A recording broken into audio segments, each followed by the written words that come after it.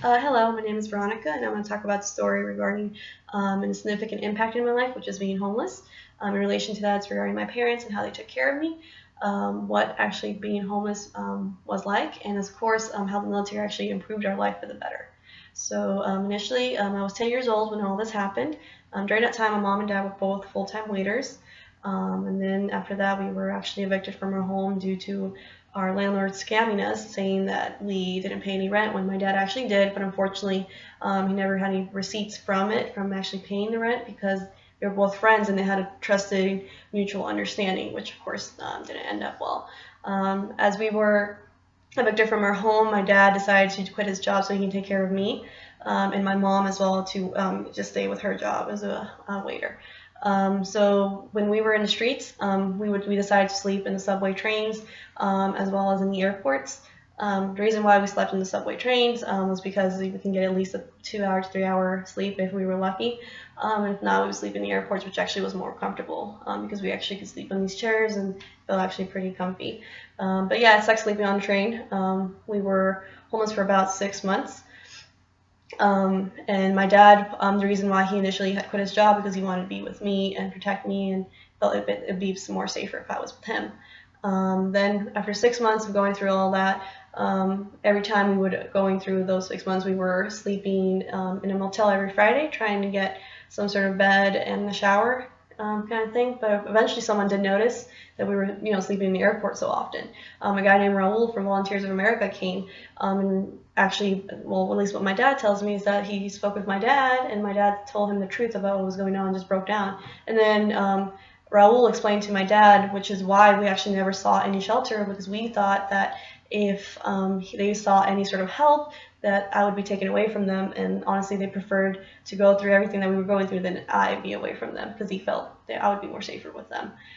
So eventually Raul explained that that's not the case, that's a myth, that our family will stay a family. And so right after that, when my dad heard that, we said okay, and we went to Bronx, New York. Raul drove us there, and he said that everything will be okay and all that, and eventually we reached to the Bronx and we went to a shelter. We were there for 3 to 4 weeks. With that being said, we were there for a while, and we were sleeping in bunk beds and with other families and other people there from all various backgrounds and walks of life, of course. And then eventually they finally placed us in a shelter. We were in the shelter for over a year until we finally got an apartment of our own through the shelter. And then after that, though, despite the fact we had some sort of money given to us provided by the shelter every year, eventually, though, once we reached our 3rd or 4th year, we were supposed to pay the full rent. It still wasn't enough. Both my parents, they were still full-time waiters, and that wasn't enough money to make ends meet. So eventually, we both decided to join the military. Initially, both my mom and dad took the ASVAB, but my dad didn't do as well. My mom did, so my dad again stayed behind, and my mom was the one that actually went to basic training. So my dad was actually still working, and then eventually, and finally, we were actually, again, 2 weeks from being evicted. This time, we understood we weren't meeting our rent requirements. And then my mom finished basic training and came back and with our key and everything, saying, "Hey, we have our own place. Let's go right now." Literally, we packed anything we could, just in one book bag. That's all I left all of my other belongings. We didn't care. And then finally, we were in Fort Drum, and I finally had my own room, my own place to say that it's mine. And we finally had a roof over our head and a stable sort of job. Actually, that's one of the main reasons I joined the military myself, was in a way to pay back for everything that happened, in a way that our betterment of life that we had because of the Army.